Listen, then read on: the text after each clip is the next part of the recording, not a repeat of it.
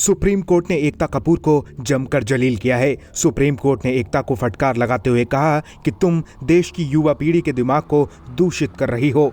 एकता कपूर की web series XXX में आपत्तिजनक कंटेंट को लेकर खूब विवाद चल रहा है। आज सुप्रीम कोर्ट एकता कपूर के खिलाफ दायर हुई एक याचिका पर सुनवाई कर रही थी, जिसमें उनकी वेब सीरीज XXX पर भारतीय सैनिकों के अपमान करने और उनके परिवार की भावनाओं को आहत करने का आरोप लगा है। इस मामले में एकता के खिलाफ जारी हुए गिरफ्तारी वारंट को चुनौती दी गई थी। एकता कपूर के मामले पर सुनवाई करते हुए सुप्रीम कोर्ट के जज ऐसा भड़के कि उन्होंने सरेआम फटकार लगा दी। सुप्रीम कोर्ट के जज अजय रस्तोगी और CT रवि कुमार की पीठ ने कहा, कुछ करना होगा। आप इस देश की युवा पीढ़ी के दिमाग को प्रदूषित कर रहे हैं। इस तरह का कंटेंट सभी के लिए उपलब्ध है। आप लोगों को किस तरह का विकल्प प्रदान कर रही हैं? आप युवाओं के दिमाग को दूषित कर रही हैं।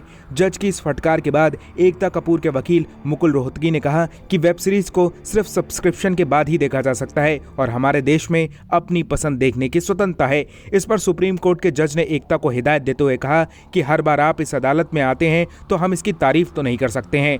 हम इस तरह की याचिका दायर करने के लिए अब से आप पर एक लागत डालेंगे। यह अदालत उनके लिए नहीं है जिनके पास आवाज है। यह अदालत उन लोगों के लिए काम करती है जिनके पास आवाज नहीं है, जिन लोगों के पास हर तरह की सुविधाएं हैं। अगर उन्हें न्याय नहीं मिल सकता तो सोचिए इस देश में आम आदमी की स्थिति क्या है।